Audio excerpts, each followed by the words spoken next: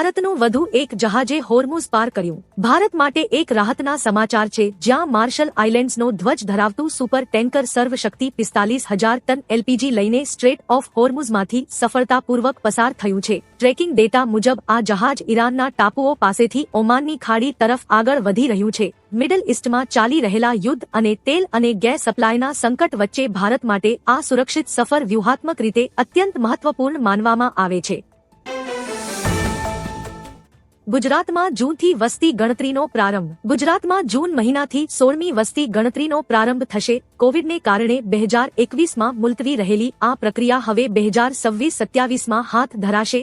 2 તબક્કામાં યોજનારી ગણતરીના પ્રથમ તબક્કે હાઉસ લિસ્ટિંગ કરી પરિવાર દીઠ 33 સવાલો પૂછવામાં આવશે। નાગરિકો પોતે પણ ઓનલાઈન ગણતરી કરી શકશે। 2011 પછી લાંબા વિરામ બાદ શરૂ થઈ રહેલી આ પ્રક્રિયામાં દરેક ઘરની વિગતવાર માહિતી એકત્ર કરાશે।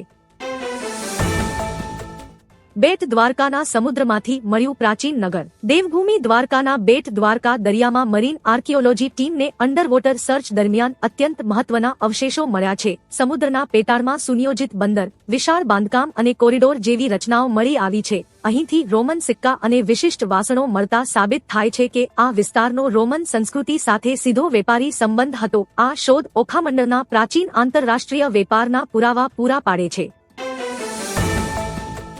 હેલ્મેટ ડ્રાઈવમાં સરકારી કર્મચારીઓ પણ દંડાયા। રાજ્યમાં પોલીસની 1 મહિનાની સ્પેશિયલ હેલ્મેટ ડ્રાઈવ અંતર્ગત 2 દિવસમાં 107 સરકારી કર્મચારીઓ સહિત કુલ 2830 વાહન ચાલકો ઝડપાયા છે। ટ્રાફિક પોલીસે તેમની પાસેથી કુલ 14 લાખનો દંડ વસૂલ્યો છે। અકસ્માતમાં થતા મોતના આંકડા ઘટાડવા ડીજીપીના આદેશથી આ કડક કાર્યવાહી હાથ ધરાઈ છે। નિયમ ભંગ કરનારા સરકારી કર્મીઓ પાસેથી 53,500નો દંડ લેવાયો છે।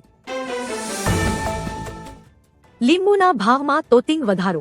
લીંબુના ભાવમાં વધારો જોવા મળ્યો છે। બજારમાં લીંબુના ભાવ આસામને પહોંચી ગયા છે। લીંબુના ભાવ વધતા ગૃહિણીઓનું બજેટ ખોરવાયું છે। શાક માર્કેટમાં લીંબુનો ભાવ 250 થી 300 રૂપિયા પ્રતિ કિલો સુધી પહોંચી ગયો છે। ભર ઉનાળે જ્યારે શરીરને હાઇડ્રેટેડ રાખવા માટે લીંબુ શરબતની સૌથી વધુ જરૂર હોય છે, ત્યારે જ ભાવ આસમાને પહોંચતા ગૃહિણીઓનું ઘરનું બજેટ સંપૂર્ણપણે ખોરવાઈ ગયું છે।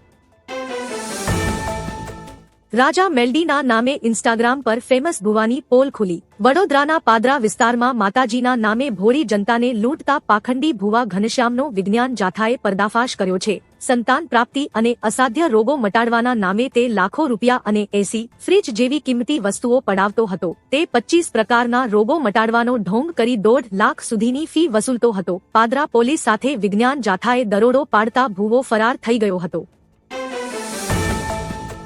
કાળઝાળ ગરમીથી મળશે રાહત। આઈએમડીએ દિલ્હી, એનસીઆર સહિત યુપી, હરિયાણા અને રાજસ્થાનમાં ભારે પવન સાથે ગાજવીજ સાથે વરસાદની આગાહી કરી છે। સાથે જ હિમાચલ અને પંજાબમાં યલો એલર્ટ જાહેર કર્યું છે, જ્યારે કેટલાક વિસ્તારોમાં કરા સાથે આકાશી આફત વરસવાની પણ આગાહી કરવામાં આવી છે। પશ્ચિમી વિક્ષોભના પ્રભાવને કારણે 40 થી 60 કિમી પ્રતિ કલાકની ઝડપે પવન ફૂંકાઈ શકે છે। આ દરમિયાન લોકોને સાવધાન રહેવાની સૂચના અપાઈ છે। મમતાનો 200 થી વધુ સીટો જીતવાનો દાવો। પશ્ચિમ બંગાળમાં મતગણતરી પહેલા મમતા બેનર્જીએ મોટો દાવો કર્યો છે। તેમણે કાર્યકર્તાઓને શુભકામના આપતા કહ્યું કે તમારી મહેનત રંગ લાવી છે અને જીતનો આંકડો મોટો થવાનો છે। વધુમાં તેમણે કહ્યું કે 200 થી વધુ બેઠકો જીતીશું। તેમણે સ્પષ્ટ કર્યું કે પાર્ટીનું આંતરિક મૂલ્યાંકન એક્ઝિટ પોલથી સંપૂર્ણપણે અલગ છે। સીએમ મમતાએ કાર્યકર્તાઓને કહ્યું કે કાઉન્ટિંગ સેન્ટર પર ઊભા રહો, ભલે રાતના 2 વાગે। યુવતીની છેડતી કરનાર નરાધમનું સરઘસ કાઢ્યું। જૂનાગઢથી આણંદ જતી એસટી બસમાં યુવતીની છેડતી કરનાર નરાધમનું પોલીસે સરઘસ કાઢ્યું હતું। નશામાં ચૂર થઈને બસમાં ધમાલ મચાવનારા અને યુવતી સાથે અભદ્ર ચેષ્ટા કરનારા બિરજુ નામના શખ્સને જેતપુર પોલીસે ઝડપી પાડી તેનું જાહેરમાં સરઘસ કાઢ્યું હતું, જે બાદ ગુનેગારોમાં કાયદાનો ખૌફ જગાડ્યો છે। બિરજુએ નશાની હાલતમાં એક યુવતીની છેડતી કરી હતી। સોનાના ભાવ ધડામ। લગ્નની મોસમ દરમિયાન સોના અને ચાંદીના ભાવમાં નોંધપાત્ર ઘટાડો જોવા મળ્યો છે। સોનાના ભાવ તેમના સર્વકાલીન ઉચ્ચતમ સ્તરથી ઘટીને 26,500ના સ્તરે પહોંચી ગયા છે। દરમિયાન ચાંદી 1,43,000 સસ્તી થઈ છે। આઈબીજે અનુસાર 24 કેરેટ સોનું હાલમાં 1.48 લાખ પ્રતિ 10 ગ્રામના સ્તરે પહોંચી ગયું છે। તેવી જ રીતે ચાંદી હવે 2,23,000 પ્રતિ કિલોગ્રામ પર ટ્રેડ થઈ રહી છે। આઝાદી બાદ પહેલી વાર કમળ ખીલ્યું. ચૂંટણીમાં ભાજપની ભવ્ય જીત થઈ છે. જો કે બનાસકાંઠાની એક એવી બેઠક જ્યાં આઝાદી બાદ પહેલી વાર ભાજપનું કમળ ખીલ્યું છે. તમને જણાવીએ બનાસકાંઠાની જલોત્રા બેઠક જ્યાં આઝાદી બાદ પહેલી વાર ભાજપની જીત થઈ છે. આ જીતમાં સૌથી મહત્વપૂર્ણ બાબત વડગામ તાલુકાની છે જ્યાં કોંગ્રેસનો ગઢ માનવામાં આવે છે. જો કે તે જ ગઢ ભાજપે તોડી બીજેપી એ ભાજપનો ભગવો લહેરાવ્યો છે. બંગાળમાં ભાજપને 10 જન્મ પણ ઓછા પડશે. બંગાળમાં ચૂંટણીને લઈને રાજકીય ગરમાવો જોવા મળી રહ્યો છે.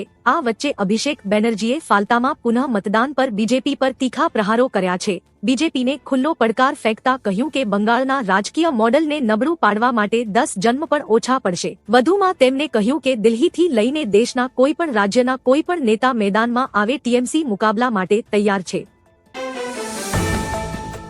કેન્દ્ર સરકારનો મોટો નિર્ણય. કેન્દ્ર સરકારે વીમા ક્ષેત્રમાં 100% વિદેશી સીધા રોકાણને મંજૂરી આપી છે.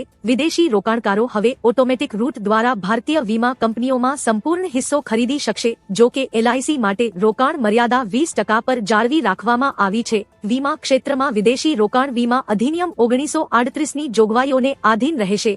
રોકાણ કરતી કંપનીઓએ આઈઆરડીઆઈ પાસેથી લાયસન્સ અથવા મંજૂરી મેળવવાની જરૂર રહેશે. બંગાળની ફાલતા બેઠક પર વોટિંગ રદ. પશ્ચિમ બંગાળના ફાલટામાં તમામ 285 બૂથ પર ફરીથી મતદાન થશે. 21 મેના રોજ મતદાન થશે અને 24 મેના રોજ મતગણતરી થશે. ઉલ્લેખનીય છે કે 29 એપ્રિલના રોજ બીજા તબક્કાના મતદાન દરમિયાન ઈવીએમમાં ગેરરીતિ અને હિંસાના સમાચાર આવ્યા હતા. આજ વિધાનસભાના એક બૂથ પર ઈવીએમમાં ભાજપના બટન આગળ ટેપ લગાવેલી જોવા મળી હતી. દિલ્હીમાં એસી બ્લાસ્ટથી ભીષણ આગ લાગતા 9ના મોત. દિલ્હીના વિવેક વિહારમાં રવિવારે વહેલી સવારે એસી બ્લાસ્ટ થતા ભીષણ આગ લાગી હતી. આ કરુણ દુર્ઘટનામાં 9 લોકોના મોત થયા છે અને અનેક લોકો ગંભીર રીતે દાઝ્યા છે. આગ બીજા માળથી ત્રીજા માળ સુધી ફેલાઈ હતી. જીવ બચાવવા લોકો ધાબા તરફ ભાગ્યા હતા પરંતુ દરવાજો બંધ હોવાથી તેઓ ફસાઈ ગયા હતા. ફાયર બ્રિગેડની 14 ગાડીઓએ રેસ્ક્યુ ઓપરેશન હાથ ધરી 12થી વધુ લોકોને સુરક્ષિત બહાર કાઢ્યા છે. બીજેપી થોડા મતોથી આગળ હોય તો તરત જ રીકાઉન્ટિંગ માંગો. પશ્ચિમ બંગાળમાં મતગણતરી પૂર્વે મમતા બેનર્જીએ ટીએમસી કાર્યકર્તાઓને સતર્ક રહેવા સૂચના આપી છે. તેમણે જણાવ્યું કે જો ભાજપ 500થી 1000 જેટલા નજીવા મતોથી આગળ હોય તો તરત જ રીકાઉન્ટિંગની માંગ કરવી. એજન્ટોને છેલ્લી ઘડી સુધી કેન્દ્ર ન છોડવા અને દરેક વિગત નોંધવા તાકીદ કરી છે. અભિષેક બેનર્જીએ એક્ઝિટ પોલને નકારી 200થી વધુ બેઠકો જીતવાનો વિશ્વાસ વ્યક્ત કર્યો છે. દૂધના ભાવમાં 4 રૂપિયાનો વધારો. સામાન્ય જનતાને વધુ એક ઝટકો પડ્યો છે. આજથી ઓએમએફઈડીના દૂધના ભાવમાં વધારો કરવામાં આવ્યો છે. દૂધના પ્રતિ લીટરના ભાવમાં 4 રૂપિયાનો વધારો કરવામાં આવ્યો છે. ઓડિશા રાજ્ય સહકારી દૂધ ઉત્પાદક ફેડરેશને પ્રોસેસિંગ અને પરિવહન ખર્ચમાં વધારો દર્શાવીને દૂધના ભાવમાં પ્રતિ લીટર 4 રૂપિયાનો વધારો કર્યો છે. આ તાજેતરના વધારા પછી ઓડિશામાં દૂધના ભાવ 54 થી 64 રૂપિયા પ્રતિ લીટર સુધી પહોંચી ગયા છે. સાણંદ જીઆઈડીસીમાં ટાટા મોટર્સના વેન્ડર પાર્કમાં ભીષણ આગ. સાણંદ જીઆઈડીસીમાં ટાટા મોટર્સ વેન્ડર પાર્કમાં ભીષણ આગ લાગી હતી. આગ આઈપીડી વિભાગમાં લાગી હતી જ્યાં ઓટોમોબાઇલ્સના પ્લાસ્ટિક પાર્ટ્સનું ઉત્પાદન થાય છે.